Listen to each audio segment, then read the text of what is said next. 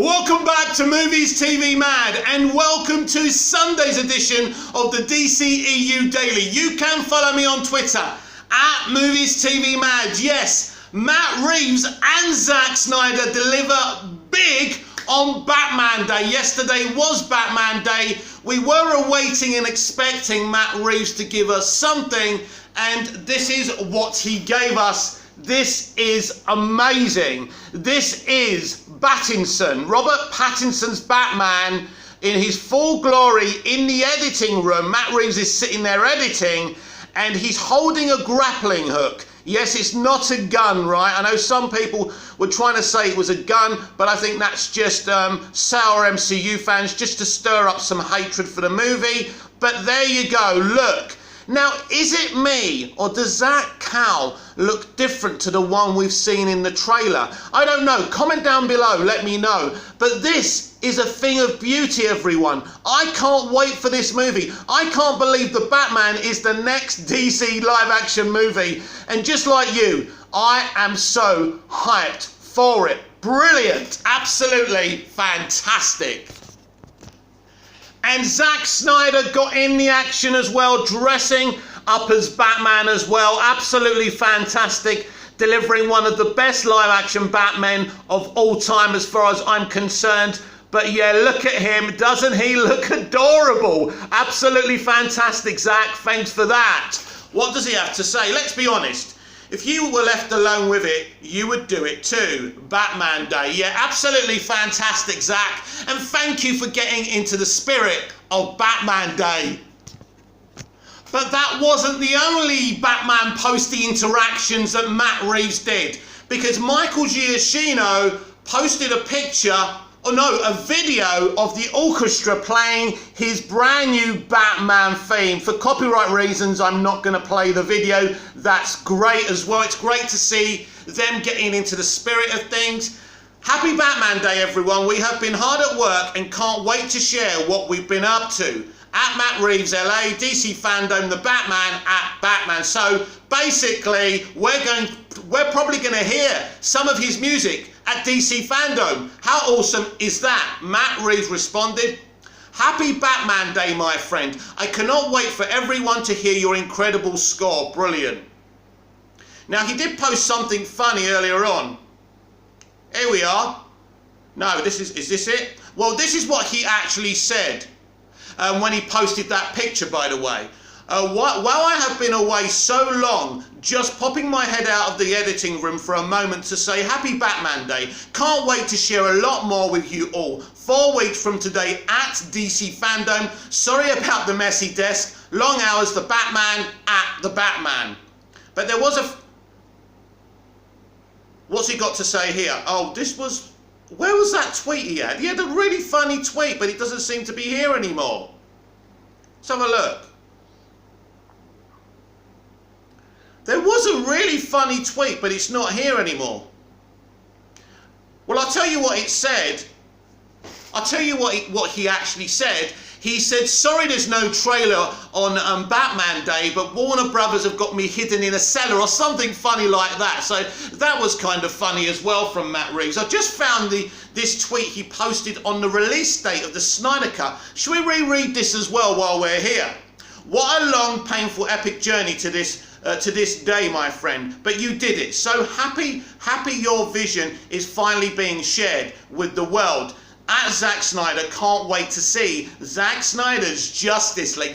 I'm just rereading that to you just to remind you, because some of you do show some hatred towards Matt, that he's a friend of Zack's, he's a supporter of Zack's, all directors together, freedom of creativity, artistic integrity, so important. And I'm so on the side of these auteur directors because I believe they are the future of cinema and the MCU isn't. I want more auteurs working with the DC live action universe. So hopefully, if this Batman movie does well, Warner Brothers will bring a lot more auteurs to DC live action, and I'm sure that's something David Zaslav and Discovery will be looking to do.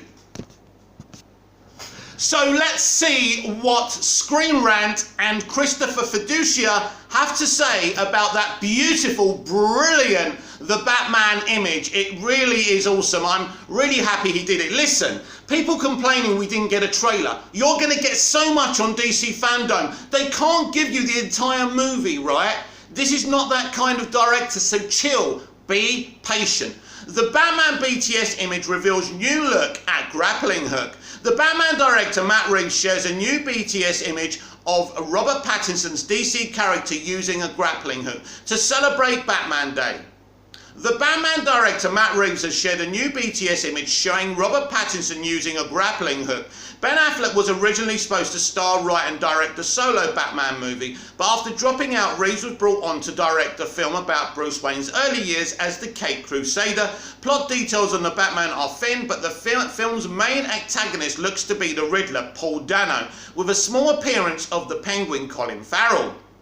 Batman has never had any superhuman powers like his fellow Justice League members, but has always relied on his wealth to take on the villains of Gotham City. Well, not just his wealth. Let's be clear about that. His intelligence, is very important as well. His detective skills, so you can't just say it's relying just on his wealth.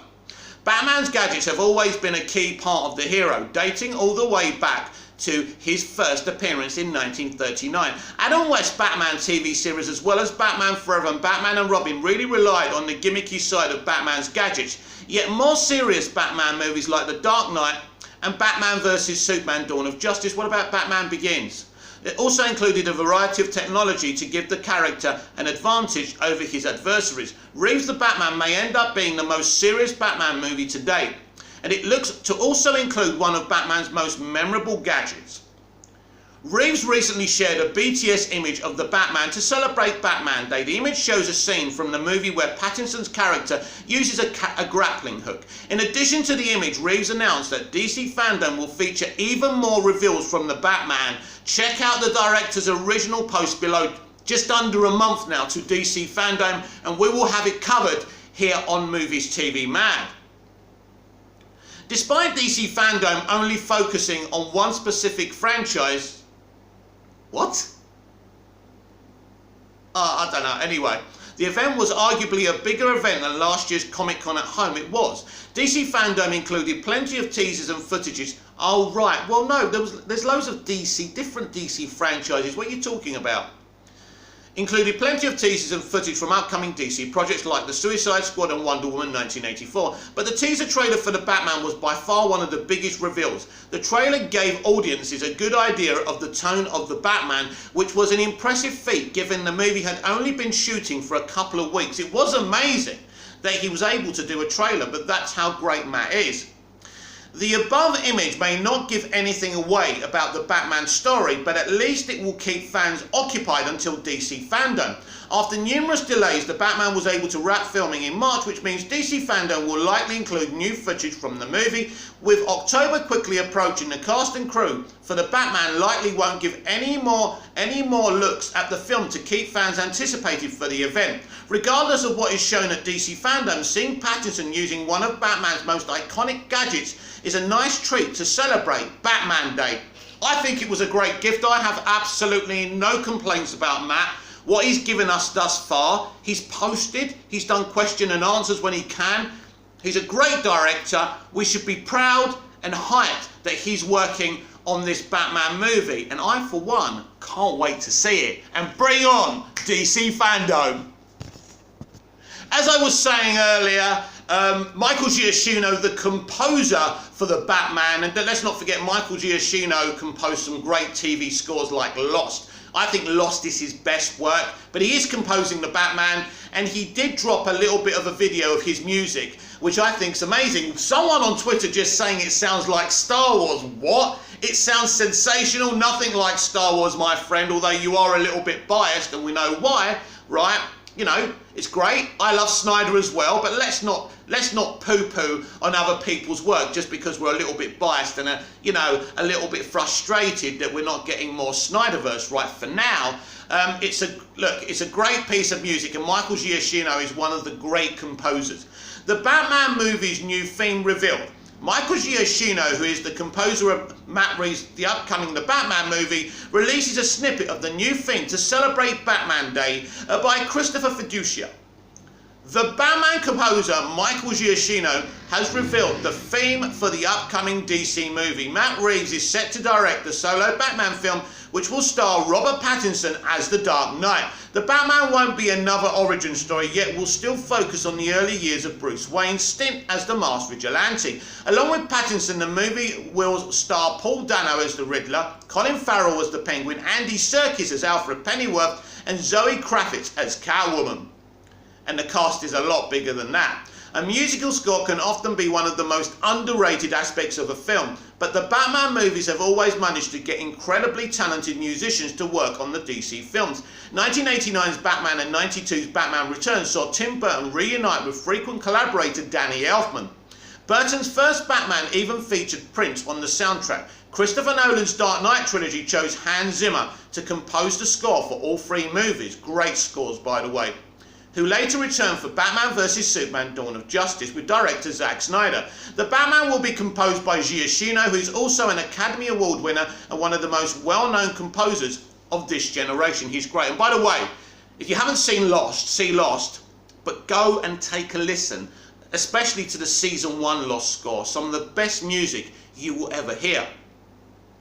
To celebrate Batman Day, Giacchino revealed a snippet of Batman's new theme for Reeves' film. The composer mentioned DC fandom in his tweet, which indicates the full song could be released at the event this October. Giacchino's original post can be seen below. Yeah, I think this theme, in its beauty, in its entirety, will be released at DC fandom. But not only that, I think it will be available on Apple, iTunes, Spotify afterwards. I'm pretty sure about that as well. So I'll be having it on repeat. There's no question about that. I don't think it's available yet, but I'll check that out later on.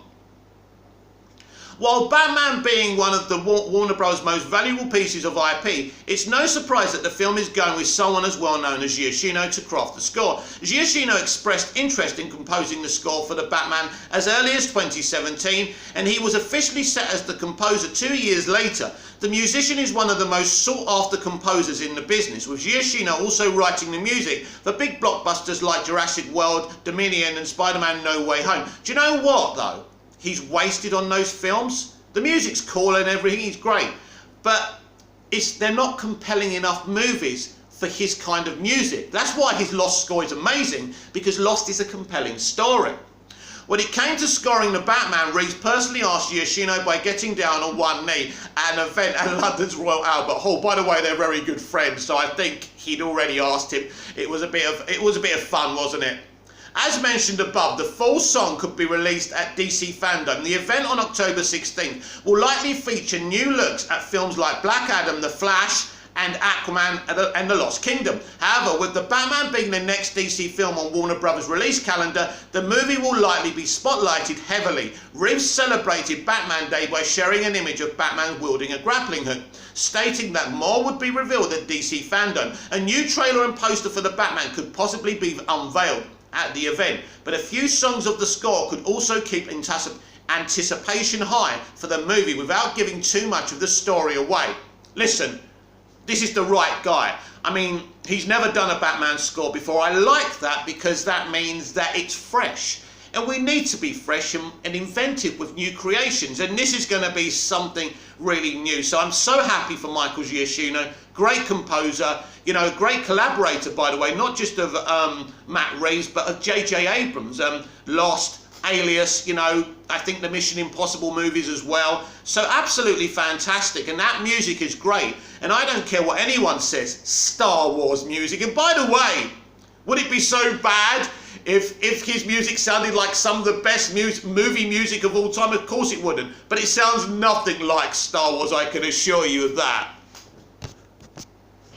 Peacemaker sucks a chopped off finger in Suicide Squad gag reel. I can't wait to see this, by the way. The Suicide Squad releases a blooper reel full of outtakes and deleted moments, including a disgusting VFX-free shot of Sean Gunn as Weasel by Dan Zinitsky of Screen Rant.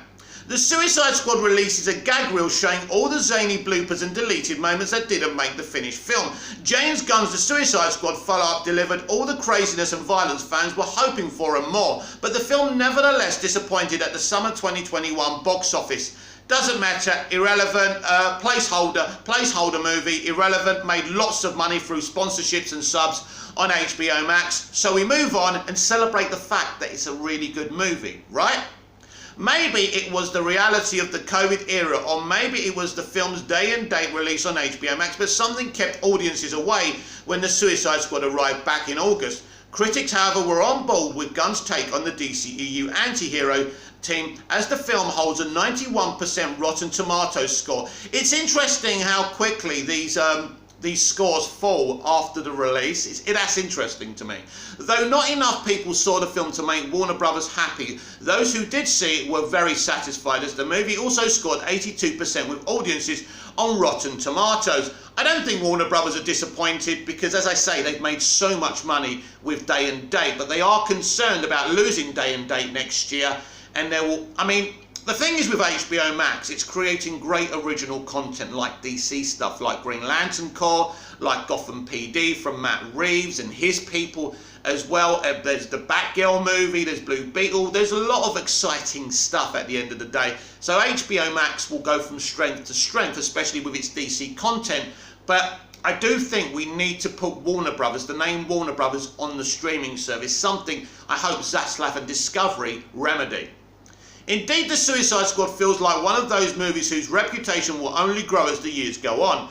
A big part of the film's potentially cultish appeal is, of course, its wild sense of humour, provided by writer-director Gunn, and his appealing cast. As funny as the movie was, though, many of the most hilarious moments that were shot didn't make it into the finished film. Those moments have now been shared via a gag reel filled with outtakes, cutscenes, and other random insanity. See the clip in the space below via Warner Brothers Entertainment. We will not play it, just in case I get copyright struck. It's not worth it, is it? But go and check it out, it is on YouTube. Far and away the most memorable moment of the gag reel is a VFX-free shot of Sean Gunner's Weasel showing that he did indeed lick that glass for real. The reel also provides a pre-VFX shot of Steve Agee as King Shark, showing him struggling with the bizarre rig he had to wear in playing the monstrous, ever-hungry Nanu. In another funny moment, Polka Dot Man actor David Dastmalchian suffers a painful mishap as Bloodsport actor Idris Elba tries to throw him something and hits him squarely in the junk. But Elba isn't immune from the mishap either, as he later falls down trying to navigate a pile of rubble. Even with all these highlights, probably the star of the reel is Flula Borg as Javelin, as in one scene he makes Margot Robbie break up in another. He basically takes over directing from Gunn. Indeed, Borg's performance in the outtakes may make fans wish he hadn't died in the movie and he was ready for a Javelin spin-off. You know what? It's good to, don't get too attached, we're going to kill all these people. But when you kill off someone like Javelin so early, right, it's not about Javelin as a character, it's the talent who was playing him. He really deserved more from the movie and I'm disappointed. I'd like to see him again because I liked his lines that Gunn gave him. But you never know, Flashpoint, prequels, who knows? I mean, is Peacemaker a prequel? Is it set today? If it was a prequel, maybe Javelin could cameo, who knows? Like most gag reels, the Suicide Squad clips show how much fun cast and crew really have when they're making a movie. It's really funny, these gag reels. Are they actually done on purpose? Because it is a serious business making a movie and they get stressed with each other. It's not a party like they try and show you. Where I always have much fun and cast and crew really have when they're making a movie. In the case of this film, much of the good humour and chemistry displayed behind the scenes made its way into the work that audiences finally saw. And that spirit is indeed why the Suicide Squad played so well for those who did go and see it. And he's right. That's the thing, isn't it? Don't worry about the box office. You enjoyed it. He's got his sequel with Peacemaker. We got 4 awesome movies next year. Peacemaker is on HBO Max next year. There's nothing to be concerned about. DC will be reborn next year and it will be better for it. It doesn't mean I don't want to restore the Snyderverse on HBO Max, but I'm not concerned about the future of DC live action. I think they're making the right, correct decisions. And I mean, we can have the conversation about Snyder again and again and again. He had his opportunity to have a central universe. The films are great, but the broader audiences really didn't embrace it. So I do want to see it back, but I would like it over on HBO Max. But then again, why can't it be in movie theatres? Because If it is an Elseworld and people understand that, it could still be released in theatres, but who knows? Let's see what Warner Discovery do when it's officially called that as a studio. I actually forgot that Chris Rock was actually going to play Jimmy Olsen in Tim Burton's Superman Lives cancelled movie. Chris Rock opens up about being cast in Tim Burton's cancelled Superman movie. By the way, this casting would have been utterly controversial, but should I show you something? Chris Rock, in his prime, would have been a perfect Jimmy Olsen. Let me tell you, he would have been more like Chris Rock than Jimmy Olsen, but there would have been that life about it and zest about it. So I would have been so down for this. Actor and comedian Chris Rock has spoken about missing out on playing Jimmy Olsen in the infamous Superman Lives project, one of the most well-known cinematic projects to never make it beyond the development phase. The film's cancellation even inspired a 2015 documentary, The Death of Superman Lives. By the way, John Schnepp did that. Happened by director. What happened? By director John Schnepp. Now, John Schnepp was, of course, a Collider guy. He passed away a couple of years ago, but a very passionate geek. No, didn't always agree with what he said. But at the end of the day, he was a great guy. And, you know, R.I.P. John, you were a legend. And a great documentary. Check it out on YouTube. John's planned to be directed by Batman's Tim Burton. The film was slated to star Nicolas Cage as Clark Kent, and Christopher Walken was rumoured to tackle the role of the film's antagonist, Brainiac. Walken! Christopher Walken! Of course, Walken was in Batman Returns as well. A great actor. I would have been so down for that. But Christopher Walken playing Brainiac, as well as Max Schreck in Batman Returns, interesting, right? But maybe we wouldn't have even recognised him in the role.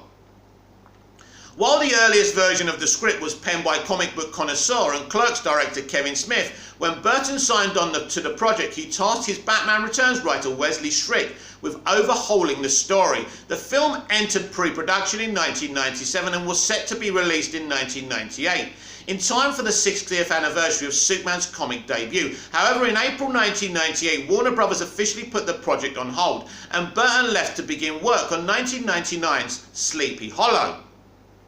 More recently, Rock, who had been cast as the Daily Planet's photojournalist Jimmy Olsen, revealed his frustrations in never getting his opportunity to star in a superhero film. According to Yahoo Entertainment, in a recent roundtable interview with John Boyega, Reggie Jean Page, Josh O'Connor and Jonathan Majors, Rock reflected on the scrap project and being this close to starring in a blockbuster DC property. Check out his full comments below.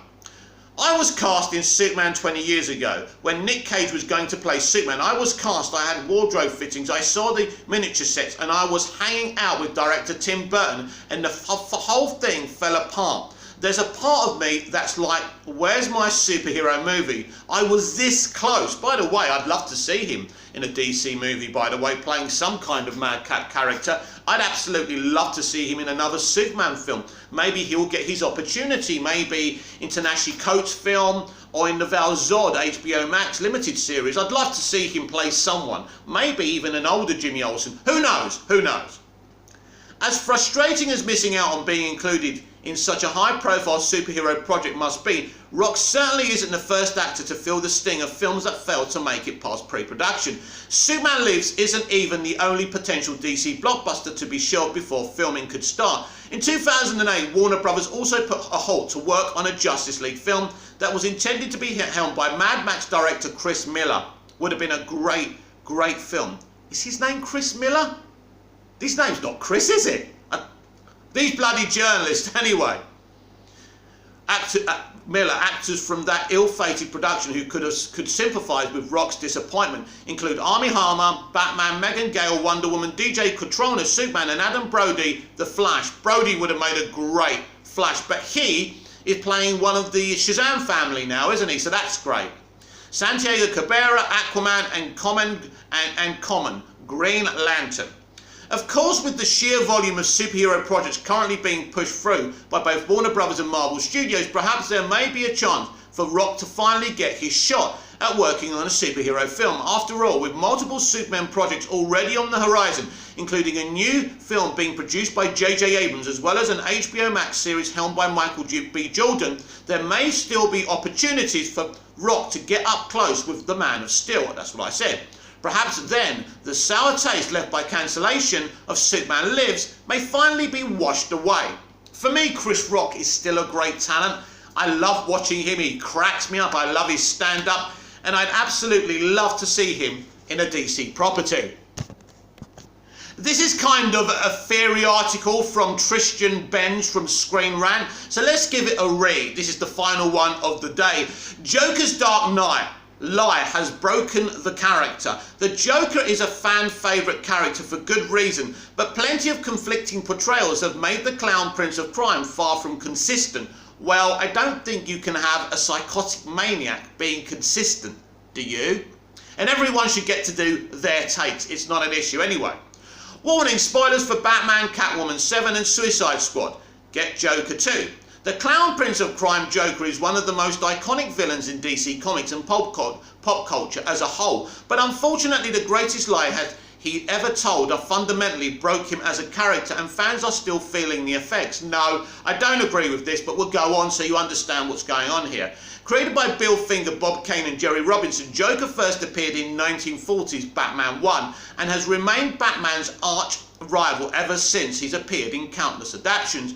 In many circles is arguably as popular as Batman himself, that's very true. With all these adaptations, it's no wonder that the character changes based on the interpretation. But Heath Ledger's iconic portrayal of the Joker in The Dark Knight took on a life of its own, and the ramifications of the iteration are still being felt in the comics, specifically in Batman, Catwoman 7 and Suicide Squad Get Joker 2. Batman Catwoman 7 by Tom King and Liam Sharp features a more calculating version of the Joker that many comic book fans are used to seeing. As usual, Joker is one step ahead and he manipulates the phantasm into freeing him after having analysed the psychology of Andrew Beaumont. And even Batman and Catwoman as well, in order to get them to do exactly what he wanted throughout the series. Meanwhile, in Suicide Squad Get Joker 2 by Brian Azzarello and Alex Maleev, the squad find themselves interacting with a Joker who is undoubtedly unhinged. This Joker acts on pure instinct, and he even has the squad fight the tides of the sea as he does every single morning, just because he thinks he's the one holding it back. Neither of these versions of the Joker aren't within the primary continuity, but they highlight an overall issue with the character that's run rampant for years thanks to The Dark Knight.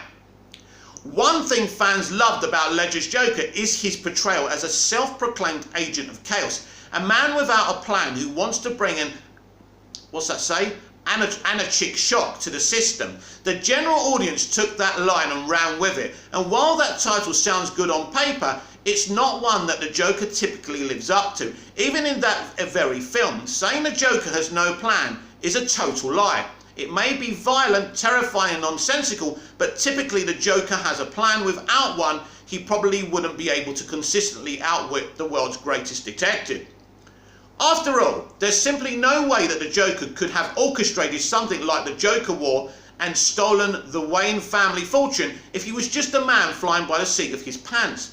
And yet part of the character's mass appeal is his seeming randomness that frequently goes overboard into absolute nonsense. Many writers have tried to explain the character's fluidity in continuity in stories like Jeff Johns and Jason Faubock's Batman, Three Jokers, but they never quite justify the rampant disconnect that fans see from issue to issue. Batman, Catwoman 7 and Suicide Squad Get Joker are just the latest examples of DC Comics' recent inability to define the gesture to a genocide outside of on-screen adaptations. Many may think that the Joker's ambiguity is one of the character's biggest strengths, but really it just makes him as confusing for the audience as he is for Batman. I would say focus on watching MCU and reading Marvel Comics, mate. The Clown Prince of Crime is understandably a fan favourite, but when it comes to consistency, he's sorely lacking. Until DC manages to define what the Joker really stands for, it seems that any potential depth the character could have will just be one big joke. I think this is an absolutely terrible article. It's a well-written article, but what he's saying in this article is absolutely pathetic. Wouldn't surprise me if he's one of these alt-left with an axe to grind against Joker, still sour that Joker movie made $1 billion and Birds of Prey got nowhere near. You know, Oscar nominations, an Oscar win for the actor. These are very sour people. How can a psychotic madman be consistent from one graphic novel to another, from one film to another? He can't. One writer may say, I want him to be one step ahead of Batman all the time and have a big plan. That's fine. But another writer may say, do you know what? He's got no plan. He's just a nutter. He's just doing these crazy fucking things, right? And he's going from strength to strength, doing these insane random things, right? That makes sense. Basically, they get different writers to write these different graphic novels. So you've got to allow these people to have different takes. Consistency, how can you ask for consistency with a character like the Joker, a psychotic nutball, a lunatic? He's insane. How can you ask for consistency? In fact, inconsistency, you know, in terms of the Joker, makes more sense than consistency. This has been the DCEU Daily. I'm Mick, your host with the most. Just ask your girlfriends and your wives. I will see you on Monday's DCEU Daily with loads of articles, news, views about DC Comics and DC live action. Not long to go till DC Fandom. And here with me on Movies TV Mad, we will have it all covered. Let's experience it together. Comment down below, like, share and subscribe. Smash the notification bell so you never miss this perfection. And I will see you again tomorrow on tomorrow's DCEU Daily. Until then, goodbye.